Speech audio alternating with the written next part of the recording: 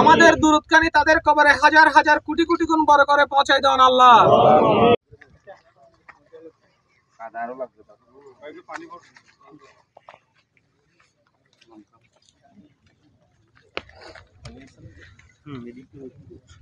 ছাত্রদলকে দেখতে পেয়েছে, এখন পর্যন্ত জেলা প্রশাসন, উপজেলা প্রশাসন বা এখানকার রাজনৈতিক দলগুলোর কি অবস্থা আমরা এখন দেখতে পাই না। বিষয়টিতে কোনো বক্তব্য কি আছে আপনাদের? আপনি যে প্রশ্নটি করেছেন, আসলে শহীদ ওয়াসিম বাংলাদেশ জাতীয়তাবাদী ছাত্র দলের অহংকার। শুধু বাংলাদেশ জাতীয়তাবাদী ছাত্র দল নয়, বাংলাদেশের আপামর জনসাধারণ যারা আমরা ফেসিবাদ বিরোধী আন্দোলনে ছিলাম, বাংলাদেশের সমস্ত মানুষ যারা একটি গণতান্ত্রিক বাংলাদেশে বিশ্বাস করে একটি গণতান্ত্রিক বাংলাদেশ নির্মাণ করতে চায়, তাদের সবার অহংকার হচ্ছে শহীদ ওয়াসিম। এই শহীদ ওয়াসিমের কল্যাণেই, শহীদ ওয়াসিম সহ আরও নাম না জানা আরও অনেক শহীদের কল্যাণে বাংলাদেশ থেকে ফেসিস্ট হাসিনা ভারতে পালিয়ে যেতে বাধ্য হয়েছে। আপনারা সবাই এই বিষয়ে জানেন। কিন্তু আমরা আসলে আপনার প্রশ্নটি প্রশ্নের উত্তরে আমার বলতে হয়, এটি খুবই দুর্ভাগ্যজনক, খুবই দুঃখজনক। যদি আমরা এর আগেও দেখেছি শহীদ ওয়াসিম অনেকটা ব্রাত্য হয়ে পড়েছে বাংলাদেশের কনটেক্সটে। এটা খুবই দুর্ভাগ্যজনক। শুধুমাত্র ছাত্রদলের শহীদ ওয়াসিম বলে যদি ওয়াসিমকে ব্রাত্য করে রাখা হয়, ওয়াসিমকে একটু ডিসকার্ড করে রাখার চিন্তাভাবনা করা হয়, সেটা খুবই দুঃখজনক। আমি মনে করি এ বিষয়ে সবার একটু সম্মিলিত প্রচেষ্টা দরকার। এই জিনিসটি আমরা যারা জুলাইয়ের ঐক্য ধরে রাখতে চাই, জুলাইয়ের গণ অভ্যুত্থানে আমরা যেমনভাবে সবাই কাঁধে কাঁধ মিলে আন্দোলন করেছি, ঠিক তেমনিভাবে এই শহীদরা তো বাংলাদেশের অহংকার। এই শহীদরা বাংলাদেশ যতদিন এই বিশ্বের বুকে শ্বাস দিবে, শহীদ ওয়াসিমের নাম ততদিন জল করে চলবে বাংলাদেশে।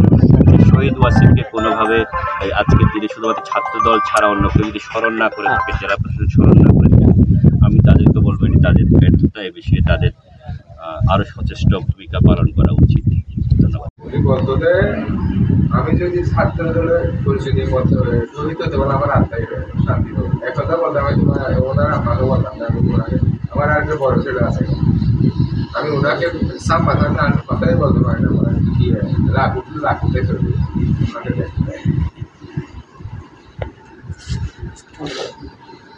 একজন মার সবচেয়ে বেশি এনারা জানে, সবচেয়ে বেশি হসপিটাল মা হচ্ছে হসপিটালটা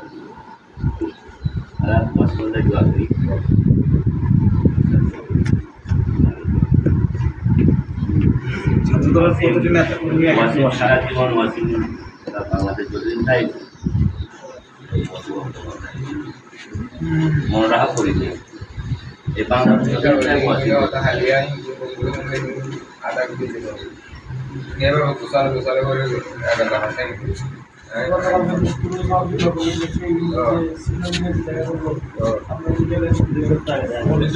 ষোলো তারিখ ওয়াসিম মারা গেছে শুনে বাকবন্ধু ছিল, কথা বলতে পারে নাই অনেকক্ষণ ধরে। কালকে আবেগ কান্না কোনোভাবে রাখতে পারতেছে না, বক্তব্য যখন দিচ্ছে তখন এই যে ওয়াসিম, সে যখন সালাউদ্দিন ভাই ছিল তখন ওয়াসিমের বয়স ছিল 7 থেকে 8 বছর।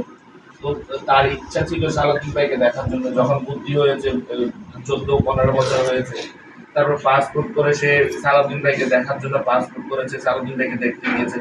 সেই ব্যাপারটা সালাউদ্দিন ভাই নিজেই কালকে বক্তব্য বলছে এবং আবেগপ্রবণ হয়ে গেছে নিজে বক্তব্য দিতে পারতেছেন। আপনার কথাও বলেছে আপনি প্রবাসে ছিলেন, চলে আসছেন, ছেলে বিয়ে হওয়ার পরে দেশে চলে আসছেন, এটাও বলছিলেন।